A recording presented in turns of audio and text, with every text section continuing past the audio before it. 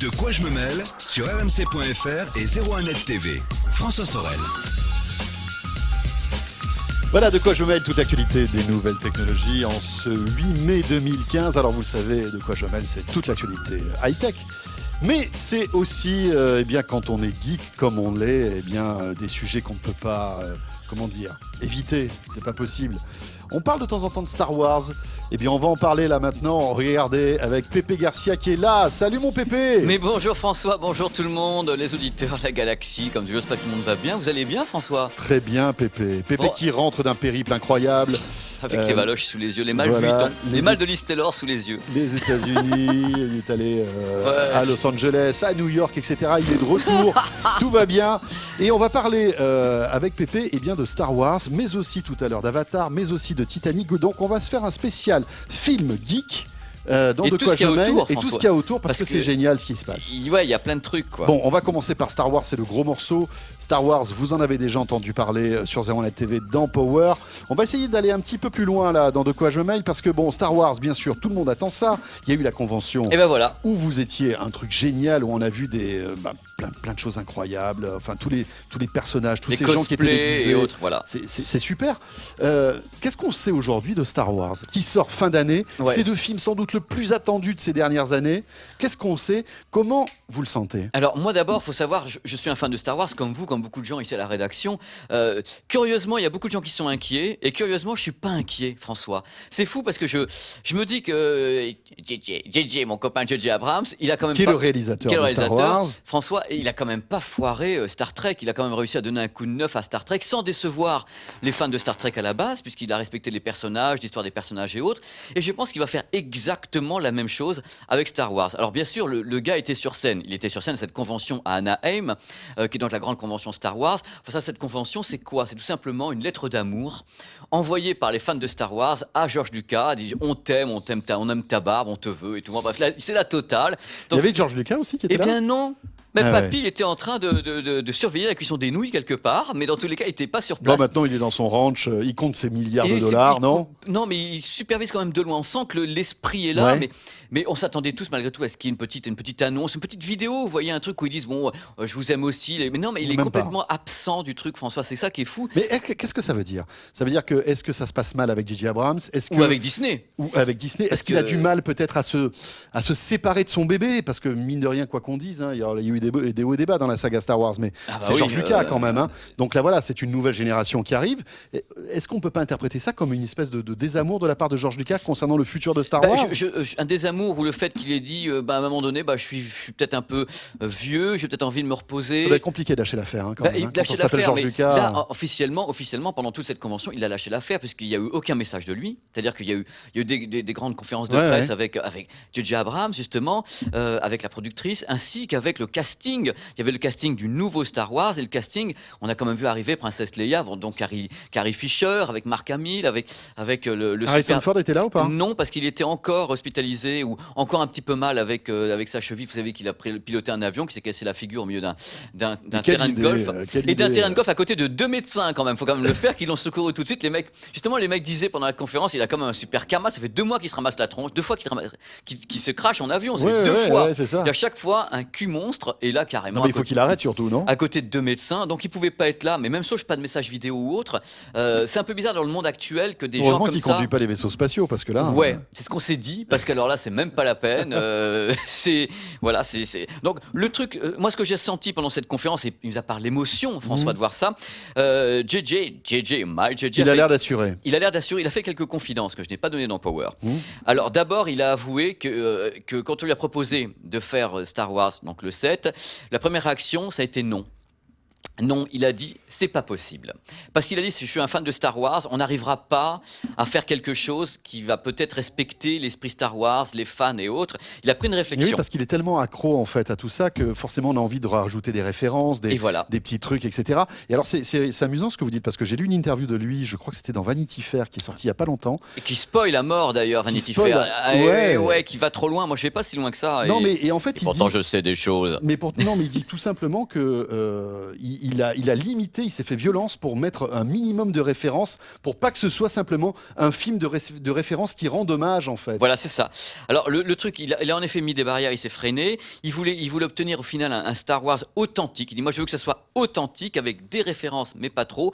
Et un truc où on se base complètement sur le chaudron magique pour faire un truc un peu plus étendu, où on sait plus de choses. Alors, Carrie Fisher et tous les acteurs, il y a un truc super marrant, c'est qu'ils ont tous dû signer 10 NDA avant. Les NDA, on explique ce que c'est aux gens, c'est des clauses de confidentialité, puisque quand il y avait des questions qui partaient de tous les côtés, alors est-ce qu'on verra plus, machin, il commençait à parler, et t'as JJ, mon JJ, qui arrivait, oui, bah non, il prenait le micro, oui, bah non, c'est pas... Il y a Carrie Fisher qui a dit un truc, par contre, elle a dit, oui, on va voir beaucoup de Princesse Leia. Alors en vrai, en pas vrai, en synthétique, elle a lâché, parce qu'à un moment donné, elle est arrivée pieds nus sur scène, parce qu'elle est un peu barrée quand même, Carrie Fisher. Faut dire ce qui est Carrie Fisher, François et les auditeurs, Carrie Fisher est barrée. C'est-à-dire qu'elle arrive avec son chien, elle présente son chien, pas elle, quoi. Elle arrive avec son chien, pieds nus, elle s'assoit sur le canapé, elle dit « Vous allez bien, je suis super, comment apporte du thé, s'il vous plaît ?» Non mais elle est barrée. Et à un moment donné, elle rompt toutes les codes de Hollywood, et elle répondait aux questions. Qu'est-ce qu'elle a fait à part Star Wars elle a fait qu'est-ce qu'on appelle des caméos. Elle intervient dans certains films, on la voit. Mais bon, c'est un rôle qui lui colle à la peau, quoi. C'est un rôle qui lui colle à la peau. Et même physiquement, elle a un peu changé quand même. Elle a vieilli comme nous tous, vous savez. Regardez les têtes qu'on a. Elle est un petit peu pour ceux qui ont la vidéo. C'était quoi? C'était 78 77. 77, donc vous calculez. Et ça fait 40 ans, quoi. Ouais, c'est ça. Donc, mais elle est encore vachement bien. Elle est super marrante. On sent qu'elle est complètement déconnectée de Hollywood, qu'elle s'en fout. Qu'elle se dit, moi, de toute façon, j'étais et je resterai. Vous savez, dans la tête des gens, la princesse Leia, ça c'est clair. Oui, mais elle a accepté ça. Elle a accepté ça, même quand il y avait les émissions aux États-Unis, un peu les shows et autres. On a une idée du scénario ou pas? Alors là, sincèrement, à part de Vanity Fair qui lâche des petits trucs, on n'a aucune idée, mais de chez idée. On sait que bien sûr, vous savez qu'il y a un nouveau petit robot qui arrive, qui est tout rond, BB-8, BB-8. BB-8, c'est une création pure de J.J. Abrams, qui a voulu BB-8. Il a dit, moi c'est un petit robot que je voulais en plus. Déjà, ça a été la tannée pour arriver à imposer un robot en plus, puisqu'il y a quand même les robots historiques XSPO et R2D2. Donc on sent, et puis en plus c'est une dimension humaine dans le truc, parce qu'il a beaucoup insisté, et pendant toute la conférence de presse, à dire qu'il y a une grande partie des choses qui sont faites avec l'UNICEF. Il y a beaucoup de fric qui va être donné à l'UNICEF. Il dit, moi je veux que Star Wars, comme c'est mondial. Disney va rien gagner. Voilà. Ça, c'est la meilleure blague. Disney va rien gagner. Mon JJ va redonner tous les droits de Star Wars à l'UNICEF.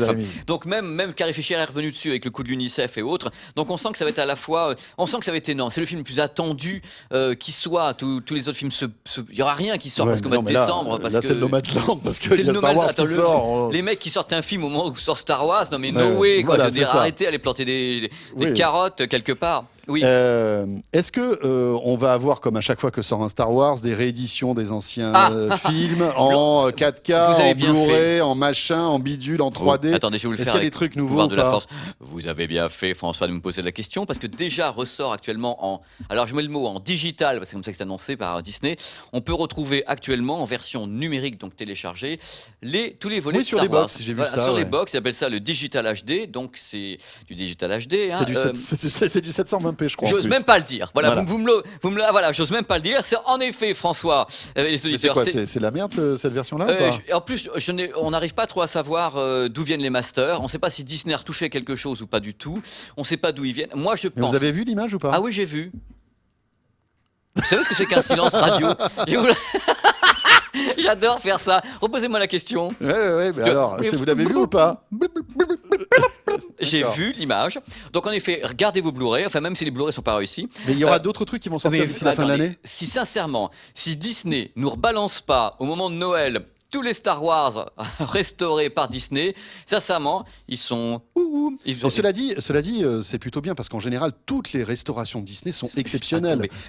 Tous les dessins animés Disney, c'est par terre, c'est fait. Espérons qu'ils mettent autant de soin. Alors espérons pour surtout que Lucas va lâcher les masters, parce que voilà, je sais pas que si Disney a racheté l'intégralité de tout ce qu'on appelle le matériel, donc les bandes son, le machin, le truc, est-ce qu'ils ont accès à ça? J'espère qu'ils ont eu quand même qu'ils ont accès à tout ça, parce qu'en ce cas, ils peuvent prendre ce qu'on appelle les masters originaux, c'est-à-dire les films qui sont sortis en salle au moment des sorties salles et pas avec les rajouts d'effets spéciaux, avec la queue de Jabba qui a été rajoutée en numérique. Bidon, mais ça, c'était bidon. Je veux dire, en plus, en Blu-ray, on voit l'incrustation. Il s'était fait tuer, George Lucas d'ailleurs. Ah, mais il s'est fait tuer.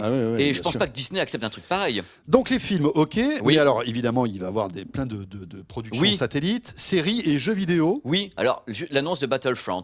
Alors, Battlefront. Ça, c'est le jeu. C'est le jeu. Ah, pardon. Oui, c'est le jeu vidéo. Alors, même chose, maintenant, c'est Disney. Parce que Disney a maintenant, pensez-y, François, Marvel. Lucasfilm et Disney. Vous Wow. imaginez l'empire que Ah ouais, c'est. c'est Je veux dire, monstrueux. c'est l'empire contre-attaque, les enfants. C'est waouh. Donc ils ont en plus des actions, si je puis dire, avec Lucasfilm au niveau des jeux. Ils travaillent avec Electronic Arts et DICE et relancent la saga, bien sûr, Battlefront, qui sortira le 17 novembre. Donc le jeu vidéo sortira le 17 novembre. C'est un spin-off, c'est un truc qui se passe donc pendant la première trilogie. Des films. Alors ils ont foutu la gomme de façon incroyable. On a vu des images. D'ailleurs, je crois pour ceux qui auront la vidéo, les images, c'est le film. Ouais, ouais. C'est-à-dire que Et on en parlait il y a quelques semaines de cela voilà. avec Émeric Simon Avec et Pierre Émeric, Fontaine oui. dans notre Avec Pierre, spécial gaming. C'est-à-dire que quand les gens l'ont visionné, je peux vous dire la ferveur qu'il y a eu. Moi, j'étais assez loin de l'écran. J'ai cru voir le film. Alors, est-ce que ça va gêner, pas gêner pendant le jeu? J'en sais rien. On pourra jouer. Non, mais soit- c'était peut-être des cinématiques, non? C'est pas des. On n'arrive pas à savoir ce qui Ouais, c'est à mon avis, vraiment c'est plutôt des des cinématiques. cinématiques où c'est tout le jeu est comme ça. On pourra jouer, soit on est Boba Fett, soit on est Dark Vador. Il y aura la possibilité de jouer avec plein de gens. Techniquement, ça a l'air d'être sublime. Mais on n'a pas toutes les infos. Et la série? Alors, il y a une série qui s'appelle Star Wars Rebels, qu'on connaît peut-être pas en France, qui fait un carton aux États-Unis. C'est une série un peu pour enfants. où Mais une- c'est de l'animation, c'est là. de l'animation. C'est de l'animation. C'est bizarre qu'il n'y ait jamais eu une série, une vraie série, avec l'univers de Star Wars. C'est en négociation. C'est en égo? Ah ouais, on a entendu ça Non, dans les parce que là, couloirs. franchement, Et dans tous les vous couloirs. faites voilà. une série Star Wars avec les moyens de Game of Thrones, mais ça peut faire un carnage. quoi. Carnage On complet. est d'accord ou pas? Mais complètement, puisqu'en plus, on peut faire le joint entre l'épisode 3 et le 4. Il y a un gap à ce Ouais, moment-là. bien sûr. Et le gap est exploité justement par Star Wars Rebels, avec la licence de l'Alliance et tout. Bon, Et ça, après, il faut de bons scénarios. il faut le bon scénario, il faut s'adresser. Justement, Star Wars Rebels, c'est bien parce que ça permet aux jeunes, enfin très jeunes, d'approcher l'univers Star Wars, de bien comprendre les tenants aboutissants avec l'Alliance. Dark Déjà de les Vador. formater un Les peu. form- dans le truc. les formater, François, vous avez raison. Mais c'est vrai, formater à Star Wars, c'est quand même cool. Ouais, Attendez, ça va. regardez, Il y a pire quand même. Il y a pire comme truc. Donc, je suis super enthousiaste et je suis super content d'avoir pu vous en parler. Si vous voulez en savoir plus, Power, bien Ah ouais. évidemment, il y a 2 numéros spécial Power et On spécial a fini Star Wars. aveugle, tellement on a travaillé. Allez, on enchaîne toujours dans le cinéma, toujours avec j'allais dire une marque, mais plutôt un titre de film mythique.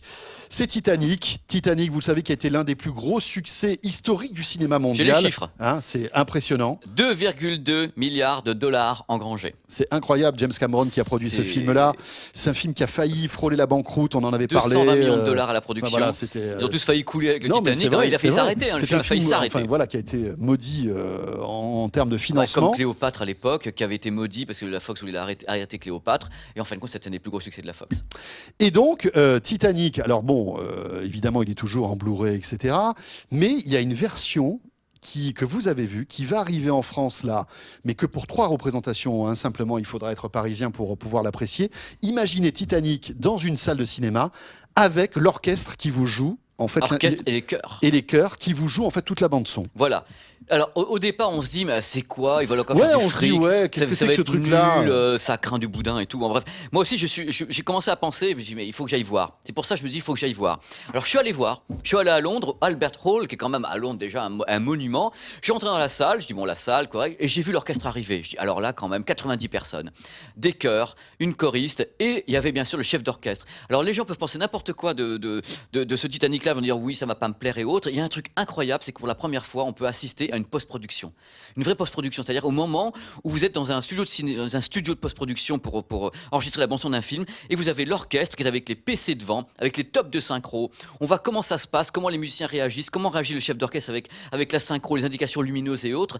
Et on se laisse complètement prendre au jeu de la post-prod. On se laisse prendre également par le fait qu'il y a un impératif technique qu'il faut souligner ici, c'est que les salles qui vont recevoir Titanic live ou bien Retour vers le futur sont obligatoirement des salles qui sont équipées avec une sonorisation de type hi-fi haute définition. Retour vers le futur aussi? Oui, Retour vers le futur sortira en ciné-image comme ça. D'accord. Avec- Mais en plus, ça peut pas être dans n'importe quelle salle de Voilà. cinéma. Il faut une Il faut un salle. écran géant. Je vais dire, ça peut être le Grand Rex Voilà, éventuellement. il faut- Ça peut être et là, là- c'est au Palais des Sports à Paris. Voilà. hein. Il y a un impératif. Il n'y a pas des congrès. C'est pas des congrès. Pardon, pour pas le Titanic. Palais des Sports, c'est le Il Palais faut des qu'il y ait un Congrès. impératif technique de son en très haute définition. Donc du son vraiment qui puis, amplifie. il faut de la place, Il faut de la surtout. place. Alors il y a plusieurs façons de regarder ce genre de spectacle. Soit on est happé par le film à nouveau et on oublie presque l'orchestre parce que la bande son qu'on va entendre jouer est rigoureusement identique à celle qu'on entend Mais ça, sur elle le doit être Blu-ray. beaucoup plus présente, non? Là, En le fin de son compte, doit au être... moment, oui, il est présent, François, mais au moment où vous regardez le film, Et ouais, on est tellement pris par on est pris l'histoire, en fait, par qu'on se rend l'histoire plus qu'on compte du ne se rend plus truc. compte que l'orchestre est là. Soit on a envie de voir comment l'orchestre joue et comment l'orchestre joue techniquement, vraiment techniquement. Oui, là, c'est plus l'aspect passionné Voilà, par la passionné musique. par la musique, l'aspect technique, où comment on cale une musique en post-production avec un film, et on regarde dans ce cas-là les musiciens, le chef d'orchestre et les PC devant eux, parce qu'ils sont dirigés vers la salle où on voit le départ des barres blanches sur le. Ah, on nous montre tout ça on aussi? nous montre. Comment est-ce Ah que ouais. le chef d'orchestre se prépare Ça, à c'est envoyer rigolo. la musique par rapport aux scènes d'action avec une barre blanche sur le PC qui se met à accélérer et avec des points lumineux qui arrivent et qui lui disent ça va bientôt partir. Et c'est pour ça que c'est dans De quoi je me mêle, parce que je trouve ça passionnant comme c'est aventure pour les gens de pouvoir assister à une vraie séquence, une vraie séance de post-production avec en plus un son haute définition réelle avec un orchestre devant soi. Par contre, il y avait des problèmes techniques au niveau de l'image sur place.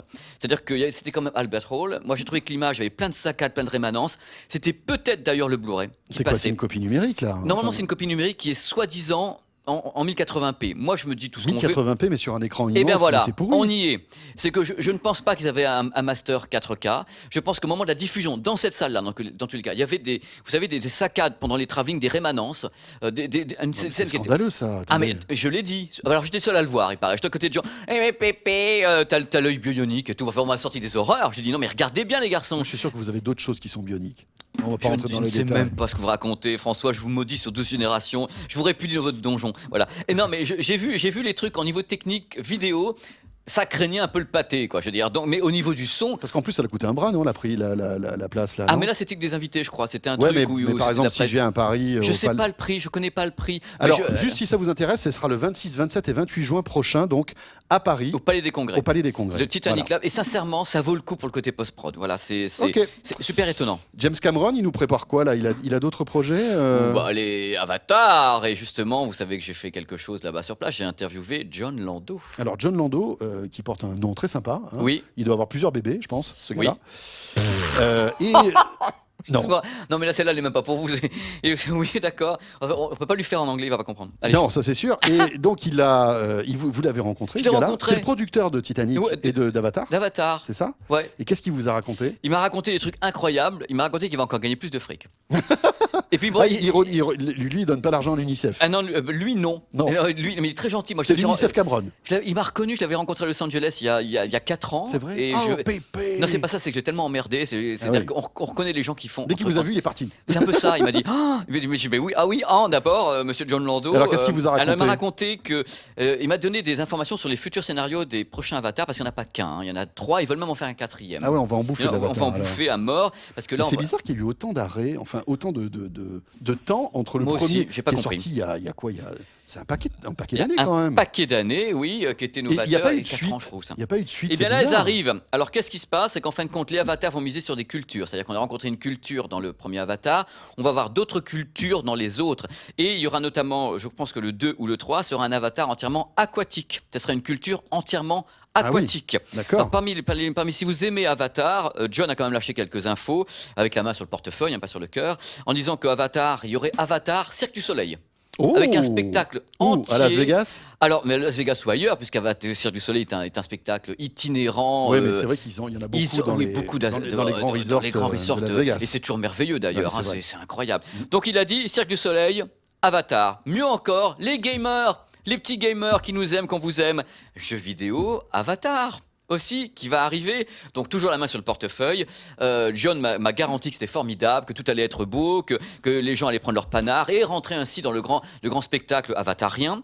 Et il a fini avec quand même le coup du siècle. Ils viennent de signer, paraît-il, il me l'a dit, la main sur le portefeuille. Et très très gentil ce garçon. Non mais La main sur le portefeuille, comme ça. Pépé, je vous garantis qu'on a vraiment signé avec le parc Disney Orlando, parce qu'il y aurait carrément une attraction Avatar sur place. Et on espère vous y voir. Écoutez, John, avec grand plaisir. Je mettrai ainsi une obole supplémentaire de votre petite coupe. Vous n'avez absolument rien. Vous n'avez à peine de quoi vous habiller, vous nourrir. Donc j'irai vous aider, mon cher John. Bon, on va Donc, voir, peut-être que ça peut être bien. Hein. ça peut être super. Attendez, moi je brocarde, mais c'est bien sûr que c'est super cool. Ça peut être super sympa.